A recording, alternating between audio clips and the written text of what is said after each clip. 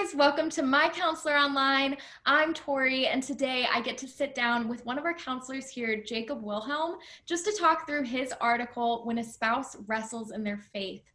Man, this is just something so common, and I'm so excited to just talk with you about it and just get your insight, Jacob. So I want to start by asking you, if you can expand on just the variety of reasons a spouse or a partner could lose their faith.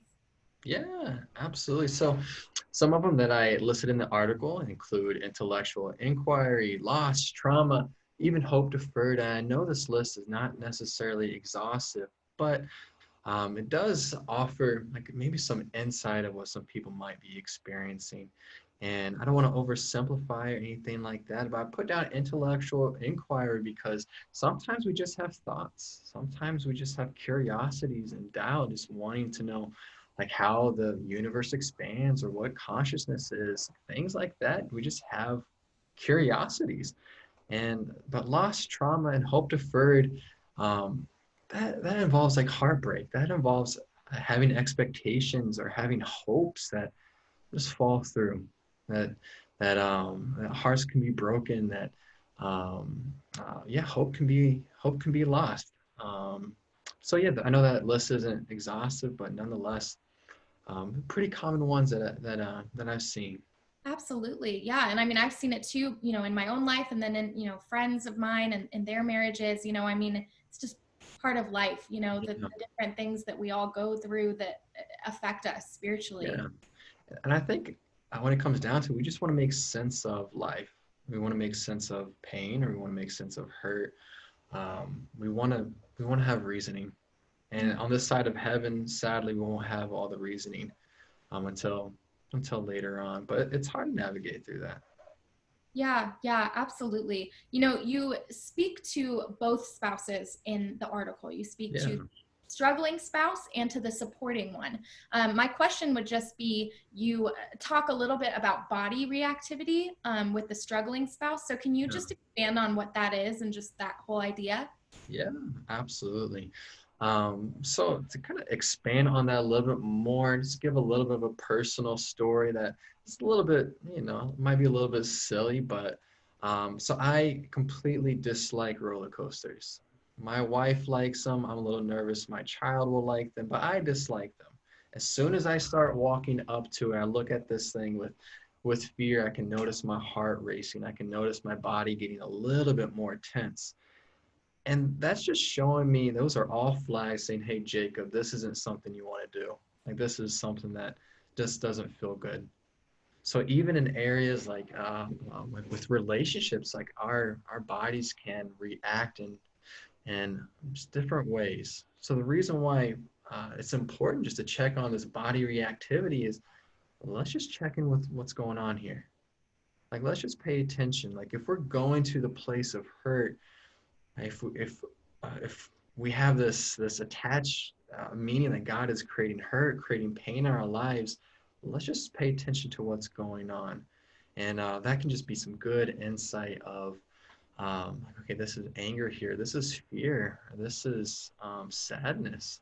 Um, so yeah, I think hopefully that's a little bit helpful. Yeah, yeah, no, that is really helpful. And, I love roller coasters. So I can't relate to that exact Good, analogy, but good. I know that so many people can. And, there are other things that totally, I could put into that space and I completely understand. Speaking of just talking through things that the struggling spouse experiences, you talk some in the article about investigating one's beliefs. What does this mean? Is this investigating one's beliefs and losing faith? Like can you just talk about what investigating one's beliefs looks like? So to investigate these beliefs, I put down some tips that could be pretty helpful. One is like the first step is, how do I have an environment of support? That's really big. Like, if we have these curiosities, we have these feelings, and they're all legitimate. Like, we need to have a spot where they don't feel like they're just so heavy on us. Like, if we have someone that's right there offering a place of understanding, and that can help just navigate the load or help navigate the journey.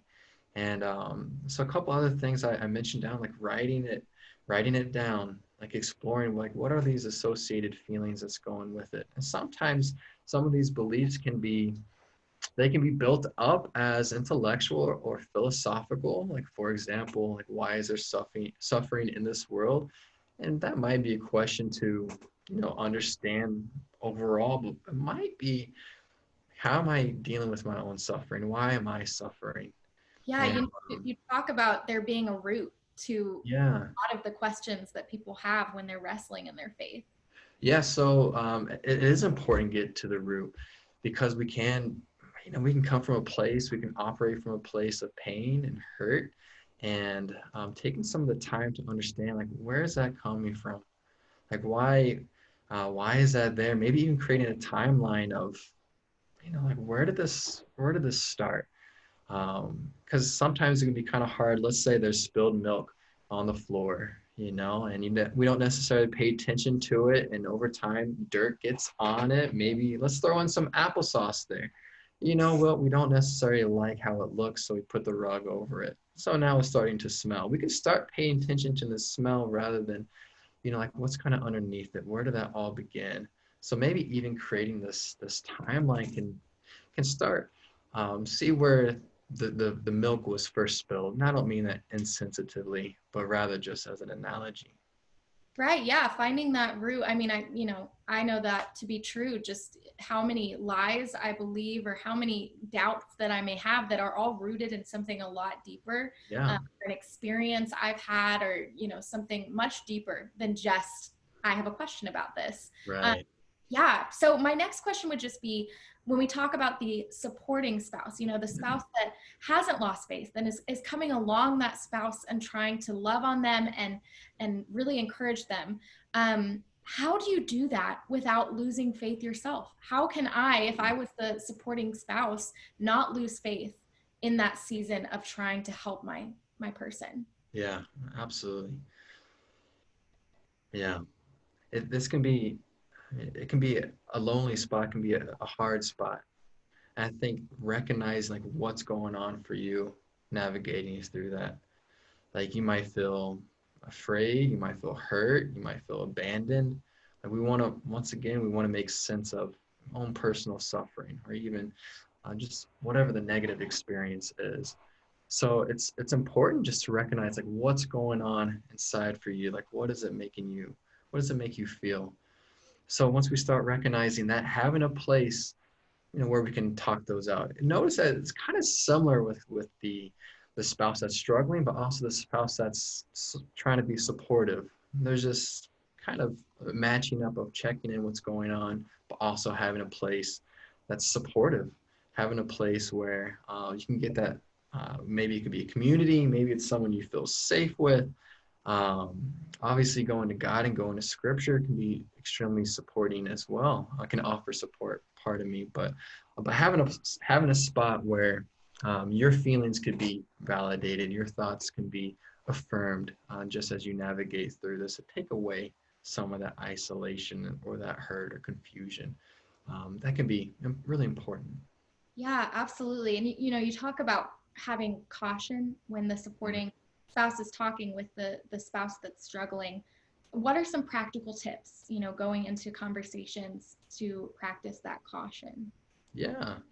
Um, some helpful tips could be just simply kind of being a student, like really wanting to know like what's going on for you, not in a way that's condescending or even detached, but rather kind of step in there with them, like, yeah, this is really frustrating for you. This is really like you feeling that. Like I can see why it feels lonely, why it feels scary, or why there's anger there.